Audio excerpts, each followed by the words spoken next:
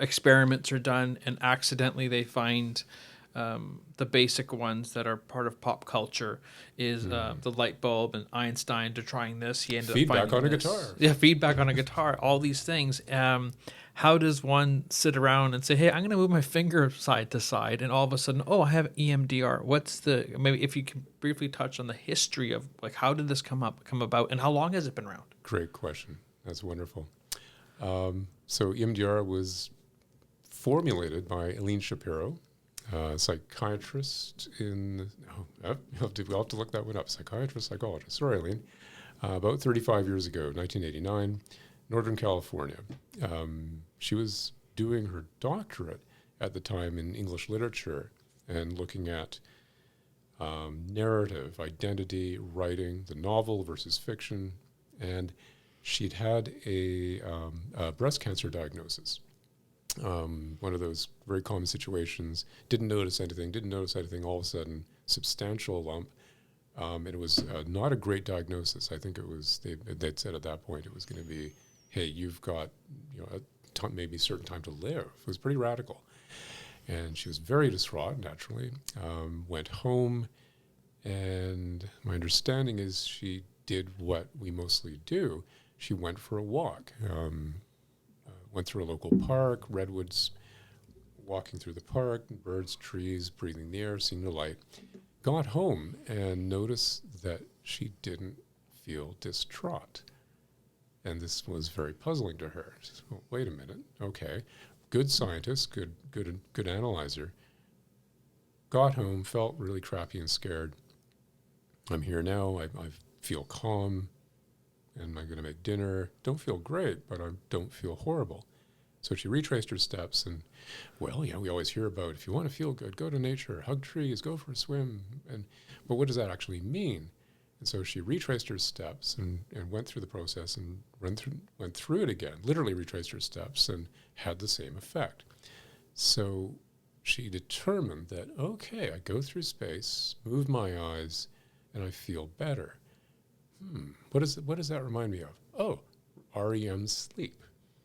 Rapid eye movement. So REM sleep is, through a lot of MRI testing, is linked to the organization of memory. They can see the memory when you take somebody who's sleeping, and if we look at what areas of the brain are active, when we hit, there's look at that, there's activity in the memory center. What's going on? But it's short-term memory. It's not the long-term memory over here. Oh, the eyes are going. And so they made correlations between brain activity, memory centers, eye movement, and we've got qualitative reports from people for millions of years. Dreaming. I dream at these times, so they actually pinned it down. Oh, when do we dream? Eye movements. Oh, they reported certain dreams, dream content. They can analyze dream content. Was it resolved? Was it happy? Was it sad? Was there an emotional tone? So she went with that. Move my eyes, feel different. Is there a link? So she went deep down that rabbit hole and discovered if you had somebody, kind of like in talk therapy, we're really well trained now as therapy patients. We go in, we tell our story. And she would become an expert in writing story from personal perspective versus like a script writer where you're describing all the elements of the scene and who's going in what direction and the set dressing as opposed to internal linear experience. And she compared the two. And she discovered that if you described a bad event in almost like stage direction, okay, what's the lighting, who's standing where, what does it look like, what are they doing to you, what does it mean, what's my motivation? This is a classic actor's question.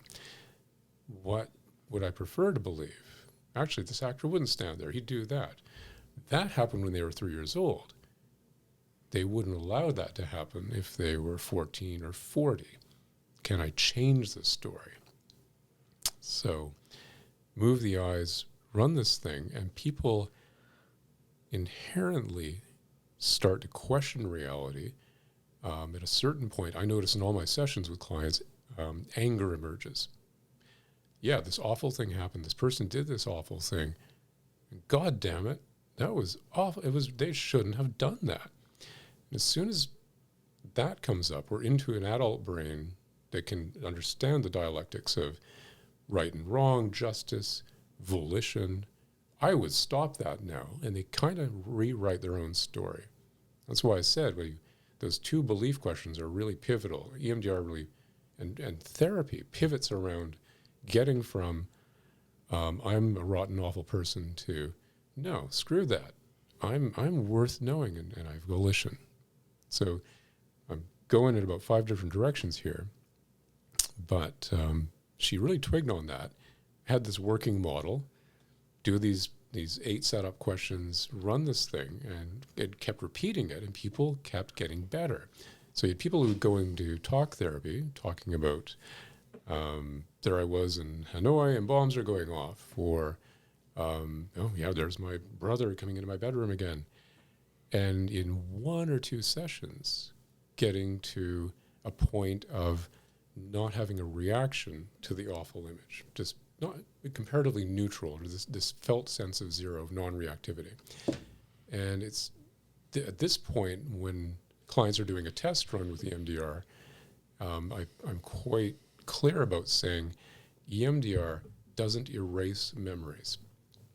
It takes, as a clinical friend of mine in Vermont, he's an ex-biker, he speaks in more fun language. Yeah, we take horrific memories and we turn them into crappy memories. It's great. And it's very true. We can take something that is horrific and turn it into a garden variety thing that feels at about the same scale as the fender bender in the grocery store parking lot. You fell off your bike when you were a kid.